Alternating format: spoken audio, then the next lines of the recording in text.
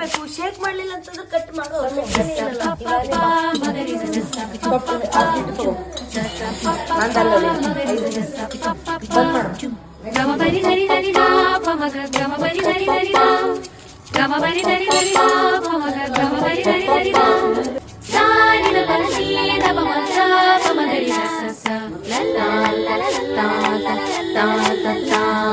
ಮಾವಿನ ತೋಪಲಿ ಸಾವಿರ ಕಾಯಿ ಆರಿಸಬೇಕು ನೀನೊಂದ, ಮಾವಿನ ತೋಪಲಿ ಸಾವಿರ ಕಾಯಿ ಆರಿಸಬೇಕು ನೀನೊಂದ.